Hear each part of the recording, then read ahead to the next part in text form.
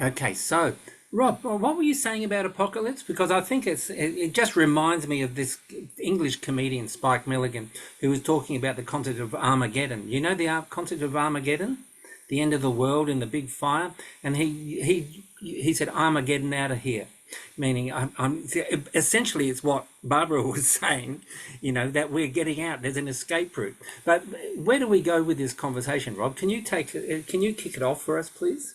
Um, yeah, the departure point for me was, thinking about some of the quotes you had, Marcus, by Slaughter Mm, about foresight and approaching the future.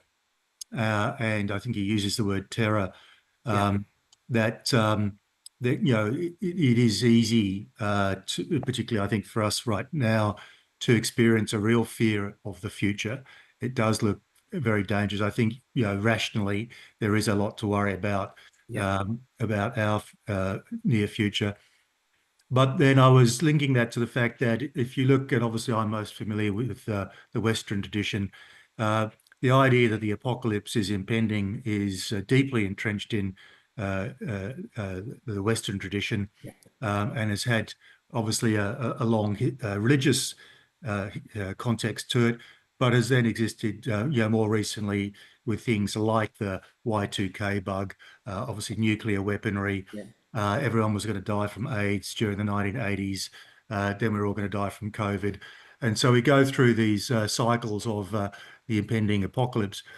But then when you look more broadly around the globe, you see very similar ideas in many cultures. And I'm not going to try and pretend to be an expert anthropologist here, but you see it in Mayan culture, for example, in the Mayan calendars, the impending apocalypse. It's there in Zoroastrianism in the Middle East. Um, it's there in Hinduism, and it's also there in Buddhism as well. I believe it's there in some of the North American Indian Hopi tribes. Um, and so you see the idea that the world is going to end sooner or later. For some, the apocalypse seems like it's about to happen. In other cultures, I think in Hinduism and Buddhism, it seems to be a much longer cycle. But nevertheless, the world is going to be destroyed. And So it seems to be a very present thought, and I suppose that is terrifying in the moment. Another way of looking at it would be it provides us with an opportunity to, in a sense, relax and go, well, you know, Yeah. it's going to happen. So let's just try and do the best we can right now, and accept the fact we can't control all things. I mean, we know, uh, assuming assuming we believe in science, that eventually the sun's going to shrivel up and suck the earth into it anyway. Um, and humans nearly became extinct. 70,000 years ago. So that was a line ball moment there Yeah. for the species. It's not impossible to conceive the apocalypse, will happen. And I've got friends who are very earthy type people who are lovely, lovely people, but are very misanthropic, and basically say, yeah, it's actually going to be. We're looking forward to Bring humans it on. becoming extinct because that'll actually be the best thing for the planet. Um, anyway, my point about it is that it's part of thinking about our future. Is the Some sense of the apocalypse seems to be a very common part of it, and how we engage with that. Is that terrifying?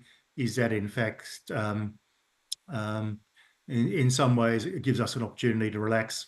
I don't know. Yeah. It's a very interesting thought. So let's jump to Barbara. What are you thinking, Barbara, about this? Yes, so this just made me think about how deeply embedded within our culture this notion of apocalypse is, and how much it drives our narrative or societal narrative, and in a way that maybe we're trying to self-fulfill this apocalypse Mm, as a a yearning for an ending, for a way out, for not having to deal with it all anymore, because and maybe a salvation as well. Like if Mm. we think about the religious side of it, like we are, yeah, it's salvific. The apocalypse is to get and rid the world of evil, and so are we yearning for this? And is it also because it is safer for us conceptually to think, well, there's going to be an end. So, like Rob said, maybe we can relax and let it go a little bit. Mm. And I Couldn't was we just stay wondering, home and watch Netflix or something? yeah, Wouldn't that exactly. be easier But than Apocalypse? and weirdly, a contradicting thought about how this might be driving our societal narrative into a self-fulfilling prophecy, kind of, is I'm wondering how if the notion of the apocalypse, the end of the world, is not there as well to remind us to be more mindful of the present Mm. and to live our life uh, more, yeah, more mindfully, because it will end. And then I'm wondering if our society, our Western society, has not forgotten about this, because we are just, it seems like we are running in a hamster wheel, going nowhere, but yet going somewhere. And in a way, contradictory, like we are self-fulfilling this apocalypse narrative, but we've also forgotten about the end, Yeah. and we've forgotten that we are finite creatures, and so we forget to live Yeah. in the present. And I'm just wondering how this notion of apocalypse might be also here to remind us to live in the present, because things have an end. Well, that's a So really positive way of reading it. It's interesting. yeah. Yeah, I'd love to know what Nock thinks, because Nock, actually, you kicked this off by talking about cyclical time as opposed to linear time and so on. What are your thoughts, having listened to Rob and Barbara? So many thoughts. So many thoughts. Well, yeah, first of all, I'm I just go back to the deep assumption of futures. I think that we all were born and told and absorbed this kind of thinking about our ending of life or life after death. And I Mm-hmm. think that might influence how we live in our life. Like the Buddhist or the Hindu, they would believe that the cycle of coming back, and maybe they believe that life is not the end. Like the even if after we died, we would come back somehow in a different shape or form. Yeah. And so this is the first kind of like thinking. The second is also the zooming in and out of time. Like I think that kind of like when Rob mentioned about like the apocalypse, right? Like in each tradition, I think that there are this different span of like how far we capture the time. And if it's like so far away, we forget, or we can't imagine that it is destined to happen, or we just brush it away and it's like, okay, it's not, we don't have to deal with it at this point. Mm. So yeah, so it just depends on how much time we focus our attention to. And Yeah. that time theme or time notion just brings another thinking about recency bias, that Mm. just we are born with every day having electricity, having water, having air condition, and we forget about uncertainty. We forget about the nature of uncertainty. And because we are wired to things working every day.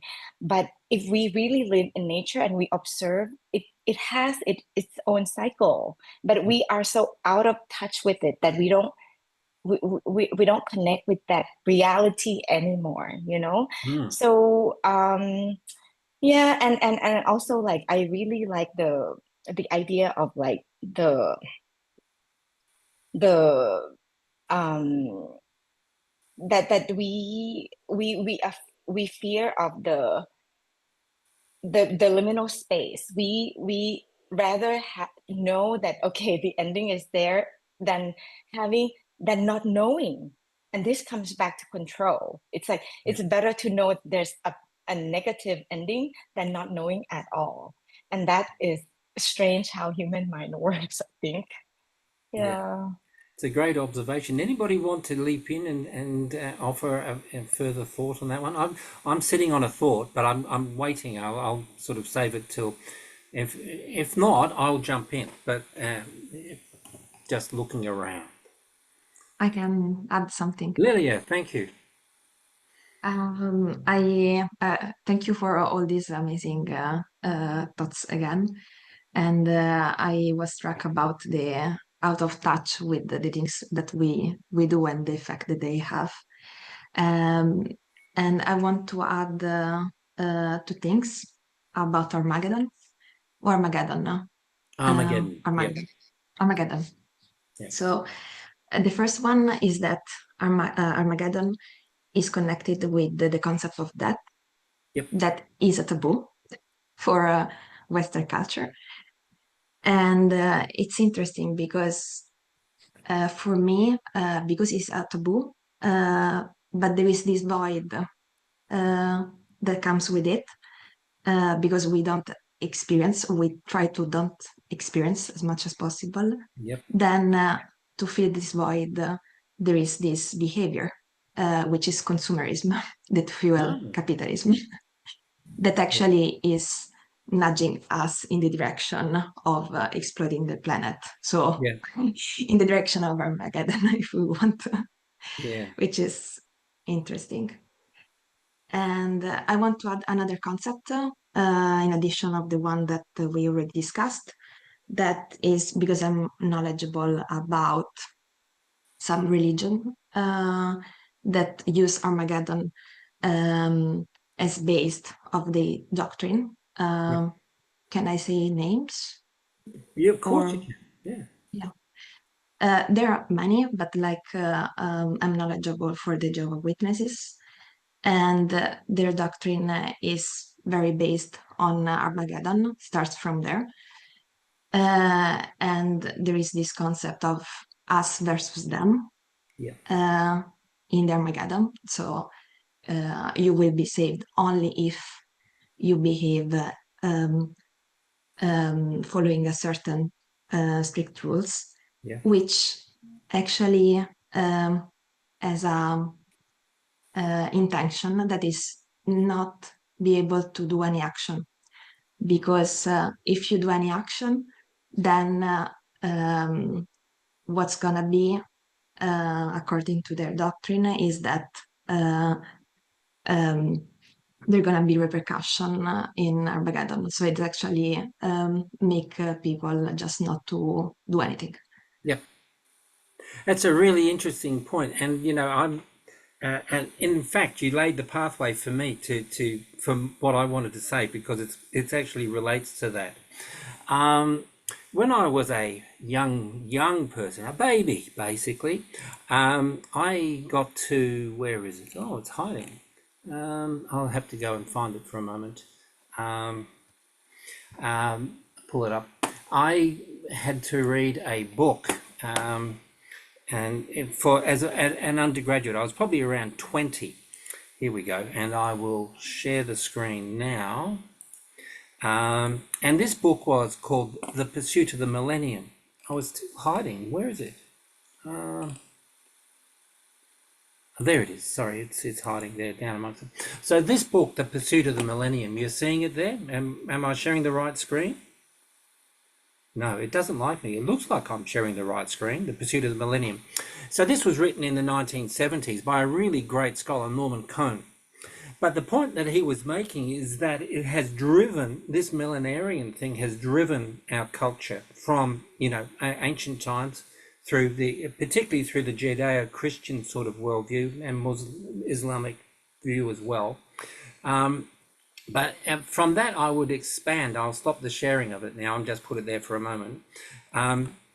The point is that the concept of apocalypse comes, in a sense, from a monotheistic Christian world where you've actually got a Gnostic world of light and dark, the two forces that are fighting it out, whether it's Ragnarok, whether it's the Hopi Indians or the Mayan with their calendar, that there are two forces and they are basically equally balanced, and that this has driven the way we've constructed, let's say, capitalism. Capitalism is a response to millenarial thinking, which is the millennium is coming. What's the millennium? That's when Jesus, or the Son of Man, comes in on his chariot, and there's this massive battle, which happens at Armageddon, which actually is Megiddo. It's a city in Judea, which gave its name to the final battle, and so on. So it's got deep historical connotations. But it's basically a Gnostic vision in which there are two forces. And if we think about it really interestingly, the future is populated by that image of the end of times. So the point for futurists, of course, is that we are generating temporal waves that we then that sort of carry us wave after wave into new forms of human order, all based on certain kinds of models. But when you get a deep order, the light and the dark, Zoroastrian is a great example, Rob, that you brought up early on.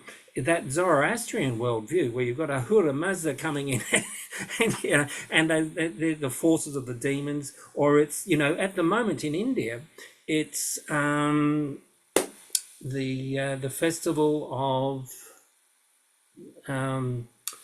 it's the Durga Puja.